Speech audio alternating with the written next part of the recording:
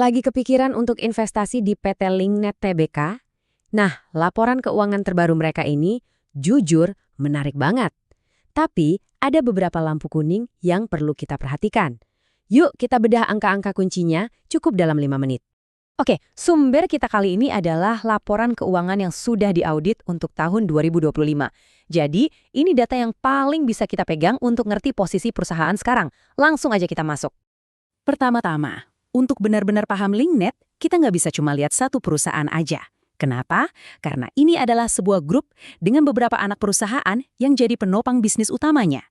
Mari kita kenalan dulu sama pemain-pemainnya. Nah, ini dia pilar-pilar utamanya. Ada First Media di penyiaran, ya mungkin Anda udah nggak asing lagi ya. Tapi ada juga nih Infrasolusi di bidang outsourcing. Jadi jelas, ini bukan cuma perusahaan internet, tapi sebuah ekosistem bisnis yang cukup beragam. Dan kalau semua anak perusahaan ini kita gabungin, skalanya jadi raksasa. Total asetnya tuh tembus 13,2 triliun rupiah. Angka ini ngasih kita gambaran seberapa besar sih mesin bisnis yang lagi kita bedah ini. Pertanyaan krusial buat para investor kan biasanya gini, dari 13,2 triliun tadi, wujudnya apa aja sih? Apakah bentuknya uang tunai yang bisa langsung dipakai atau malah terpendam di infrastruktur jangka panjang? Yuk kita lihat komposisinya. Dan di sini, gambaran besarnya langsung kelihatan jelas banget. Coba lihat diagramnya. Lebih dari 90% aset perusahaan itu terikat di infrastruktur jangka panjang, kayak jaringan fiber optik mereka. Artinya apa? Sebagian besar kekayaan mereka itu nggak liquid, alias nggak gampang dicairin. Ini model bisnis yang padat modal banget, di mana aset kas yang siap pakai porsinya kecil sekali. Nah, dengan aset sebesar itu dan mayoritas terikat di infrastruktur, tentu aja jadi perhatian khusus para auditor. Mari kita lihat apa temuan kunci mereka, bagian mana sih yang dianggap paling butuh pengawasan ekstra? Ingat ya, tugas auditor itu kan emang nyari titik-titik yang paling beresiko atau paling butuh penilaian mendalam. Nah, di kasus Linknet ini, perhatian mereka fokus ke dua hal spesifik.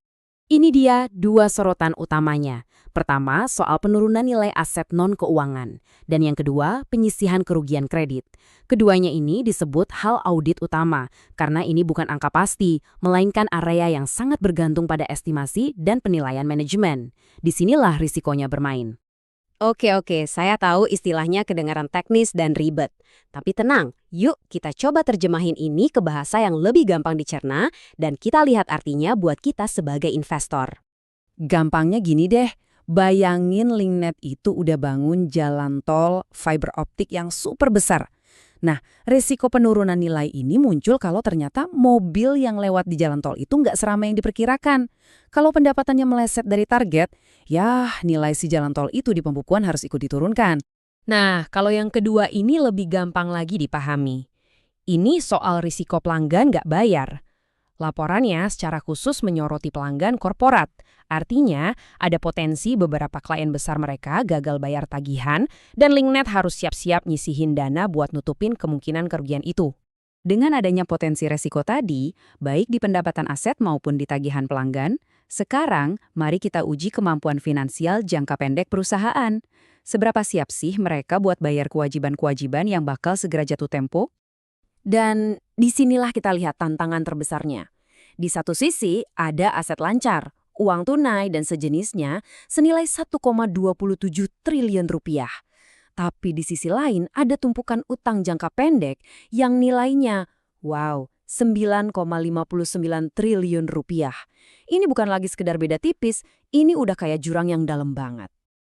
Kalau kita hitung-hitung, itu artinya uang kas yang mereka pegang sekarang cuma bisa nutupin sekitar 13% dari utang yang harus dibayar dalam setahun ke depan. Angka ini mau nggak mau nunjukin adanya tekanan likuiditas yang cukup signifikan. Jadi, kesimpulannya gimana? Secara garis besar, laporan keuangan Linknet ini dapat opini wajar tanpa modifikasian. Artinya, cara mereka menyajikan laporan itu udah benar, nggak ada masalah besar. Tapi, detail-detail yang kita bahas tadi, terutama soal hal audit utama dan rasio likuiditasnya, itu jadi sinyal kuat adanya tantangan operasional yang nyata. Ini semua membawa kita ke pertanyaan paling penting buat investor manapun. Dengan kondisi aset jangka panjang yang berisiko dan likuiditas jangka pendek yang tertekan, langkah strategis apa yang bakal diambil manajemen Linknet? Apa mereka akan jual aset, cari pinjaman baru, atau mungkin restrukturisasi utang? Jawabannya nanti akan sangat menentukan arah perusahaan ke depan, dan ini adalah hal yang wajib Anda pantau.